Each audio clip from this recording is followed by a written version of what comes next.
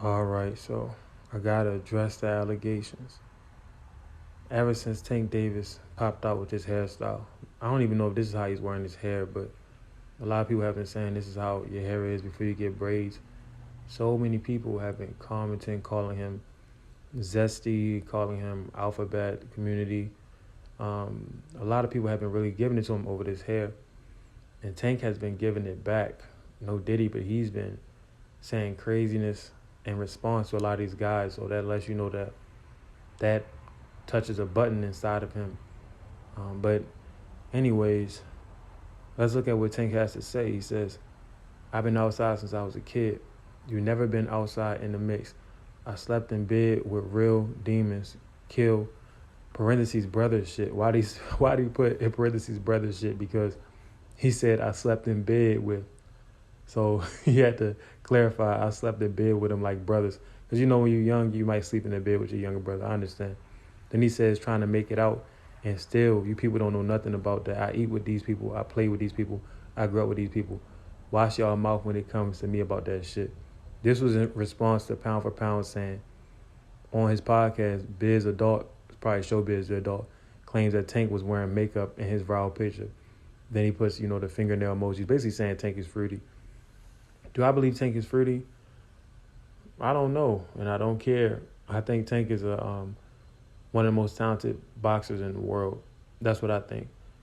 But we got to address this from a boxing standpoint. The only opponent that I've seen try to come at Tank in this way was Ryan Garcia. Ryan Garcia said, look at you, you have a purse. He picked it up. And then he was talking about the nail polish and things like that. And now seeing how Tank is responding to these people that aren't on his level, he's responding to them, making claims about his sexuality. This is something that bothers him. Let's see if Lamont Roach will use this against Tank in their next press conference. I doubt it, though, because Lamont Roach is so friendly with Tank. But ultimately, I like the hair. It reminds me of Sugar Ray Robinson. Sugar Ray Robinson had a perm. White boy perm. Nobody said nothing. But Tank comes out with his natural hair, and everybody has a hissy fit. We've seen men with long hair. You know what I mean? Because it's straightened, it is what it is. Men are supposed to have long hair anyway if that's what we're talking about, if we really want to get down to it. But we've seen the British heavyweight Lennox Lewis with hair down to his back. But it was dreads, so people try to act like it's something different. But the biggest takeoff from this video is the fact that Tank threatened somebody. He actually took this tweet down. He threatened somebody with goons that he grew up with. He said, I grew up with these people. I eat with these people. Real demons, real killers, blah, blah, blah. Basically, he's saying, if y'all really cross me, if y'all disrespect me, I'm affiliated with people that have no problem touching you, no problem doing something to you. What is the problem with Tank saying this? He said it on the internet. So if something would have happened to somebody who tweeted about him, it would trace right back to him. That's why he deleted his tweet. He usually deletes his tweets anyway. But if you're going to be a mafioso, if you're going to threaten someone's life with violence, if you're going to talk about how many goons you grew up with, how many demons that you slept in the bed with, no Diddy, how many gangsters that you eat with, real G's move in silence like lasagna, like Lil Wayne said. Real G's move in silence.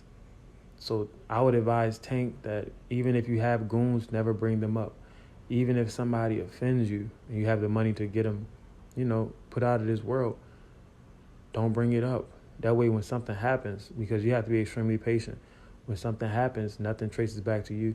If Tank were to actually do something to any of the people who talked about his hair, who called him fruity, it's going to trace right back to him, and then he's going to be in jail, and then their fruitiness is really going to be put to the test.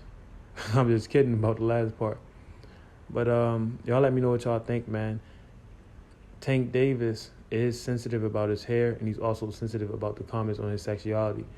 I don't know why he's been doing certain things like painting the fingernails, getting the straight hair, walking around with purses and stuff. I don't know. Is that really him? I don't know. Is that what he likes? We know Dennis Rodman was a very different individual as well. Dyeing his hair, painting his fingernails, a million tattoos. Dennis Rodman is the pioneer of all that stuff. So I don't know anything about what Tank is into. Is somebody forcing him to do this stuff? I don't know. Only thing that I can say about Tank is that talent-wise, he's a generational talent, and I hope that he fights the other generational talents within his era.